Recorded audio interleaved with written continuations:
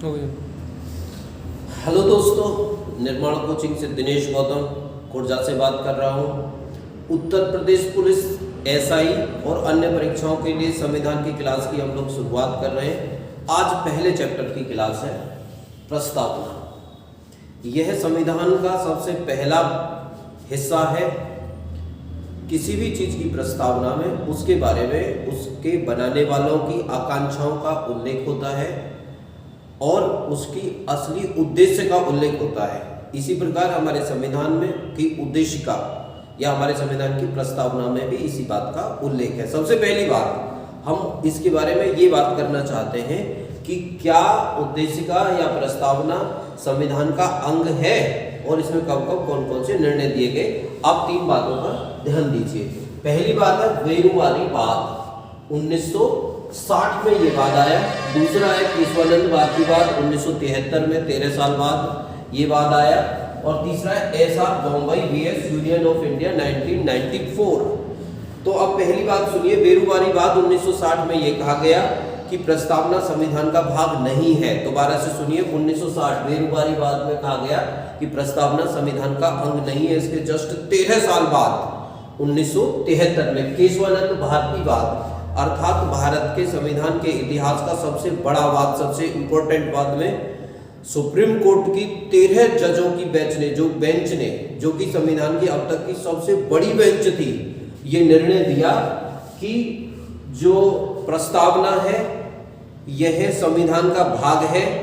इसमें उसी प्रकार से संशोधन किया जा सकता है जिस प्रकार से संविधान के अन्य भागों में संशोधन किया जा सकता है। मैं रिपीट कर रहा हूं अपनी बात कि प्रस्तावना संविधान का भाग है और इसमें उसी प्रकार से संशोधन किया जा सकता है जिस प्रकार से संविधान के अन्य भागों में संशोधन किया जा सकता है। इसके बाद 1994 में SR Bombay vs Union of India में ये सुप्रीम कोर्ट ने निर्णय दिया कि कहा कि प्रस्तावना संविधान की मूल भावना है और प्रस्तावना संविधान की आधारभूत संरचना है। रिपीट कर रहा हूं, प्रस्तावना संविधान की संरचना है, इसका उल्लेख किया गया एसआर बॉम्बई। अब हम बात करते हैं कि प्रस्तावना है क्या, आखिर ये प्रस्तावना क्या है, प्रस्तावना का मामला क्या है। तो इससे तीन बातें स्पष्ट होती हैं। प्रस्तावना में संविधान यह दिया गया है कि संविधान का उद्देश्य क्या है, प्रस्तावना में दिया गया है कि संविधान का विस्तार कहां तक है, और प्रस्तावना में यह दिया गया है कि संविधान के लागू होने की तिथि क्या है। मैं रिपीट कर दूं कि संविधान कब लागू हुआ, ये किस तिथि से लागू हुआ, इसका उल्लेख भी संविधान की प्रस्तावना में किया गया है। इसकी शुरुआत ही होती है हम भारत के लोग। तो इस बात का आशय क्या है कि हम भारत के लोग, इसका आशय है कि संविधान का स्रोत भारत की जनता है, भारत में जनता ही सुप्रीम है, जनता ही सबसे ऊपर है। प्रस्तावना में भारत की सरकार कैसी है, इस बात का उल्लेख प्रस्तावना में मिलता है। तो भारत की सरकार लोकतंत्रात्मक है। प्रस्तावना में भारत के लिए एक और शब्द का उल्लेख किया गया है कि गणतंत्र, जिसे रिपब्लिक कहते हैं। तो आप ये बात समझ लें कि गणतंत्र क्या होता है।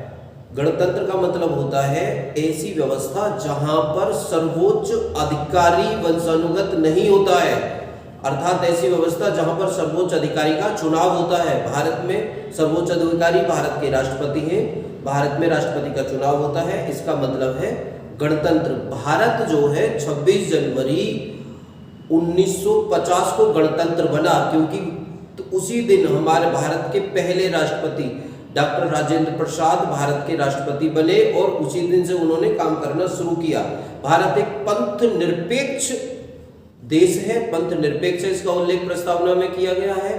तो पंथ निरपेक्ष का तात्पर्य है कि सरकार के लिए सभी धर्म समान है, सरकार का कोई धर्म नहीं है। प्रस्तावना में भारत को समाजवादी देश कहा गया है। समाजवादी एक ऐसी व्यवस्था होती है जहां पर सारे संसाधनों पर सरकार का अधिकार होता है और भारत में समाजवाद को अपनाया गया है। संविधान के उद्देश्य क्या है, इसका उल्लेख भी प्रस्तावना में ही मिलता है। प्रस्तावना में ये कहा गया है कि भारत में 3 प्रकार के न्याय की स्थापना होगी। तो वो कौन कौन से न्याय होंगे। भारत न्याय स्थापित करेगा, भारत स्वतंत्रता में स्थापित होगी और समानता स्थापित होगी। भारत की संविधान की प्रस्ताव में 3 प्रकार के न्याय की स्थापना की गई है: सामाजिक न्याय, आर्थिक न्याय और राजनीतिक न्याय। इन न्यायों का उल्लेख अनुच्छेद 38 में भी मिलता है, जो कि राज्य के नीति निर्देशक सिद्धांतों का एक भाग है। याद रखना, ये कई बार प्रश्नों पेपर में पूछा भी गया है कि 3 प्रकार के न्याय भारत में कहाँ कहाँ उल्लेखित है।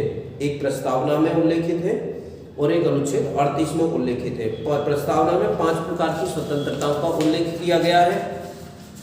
ये 5 प्रकार की स्वतंत्रताएं कौन सी हैं? विचार की स्वतंत्रता, अभिव्यक्ति की स्वतंत्रता, विश्वास की स्वतंत्रता, धर्म की स्वतंत्रता, उपासना की स्वतंत्रता। एक और बार बता दूं, 5 प्रकार की स्वतंत्रताओं का उल्लेख है: विचार की स्वतंत्रता, अभिव्यक्ति की स्वतंत्रता, विश्वास की स्वतंत्रता, धर्म की स्वतंत्रता और उपासना की स्वतंत्रता। अनुच्छेद 19 में भी 6 प्रकार की स्वतंत्रताओं का उल्लेख है, जो कि मौलिक अधिकारों का हिस्सा है। अभिव्यक्ति की स्वतंत्रता का उल्लेख अनुच्छेद 19 में भी है और अभिव्यक्ति की स्वतंत्रता का उल्लेख भारत संविधान की प्रस्तावना में भी है।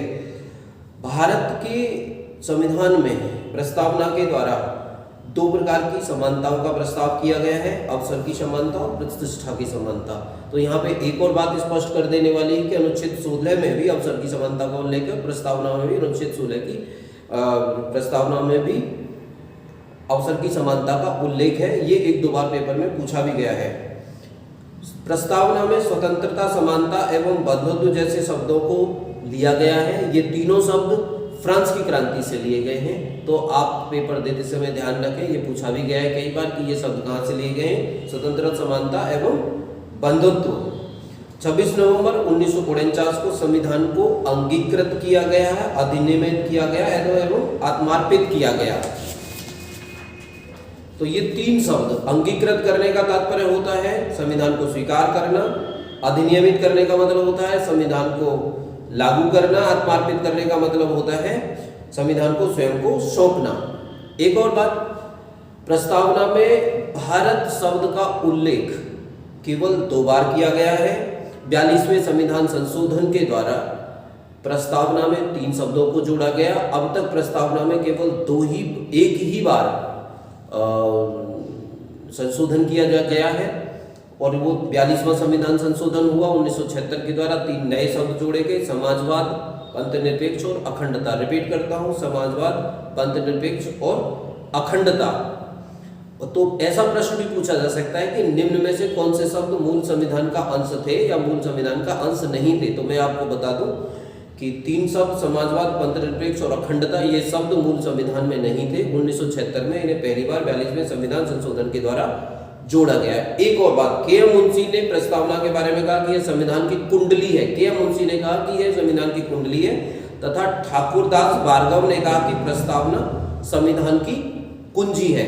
दोस्तों, आपने मेरी ये बात सुनी, इसके लिए मैं आपको बहुत बहुत धन्यवाद देता हूँ। जय हिंद, जय भारत।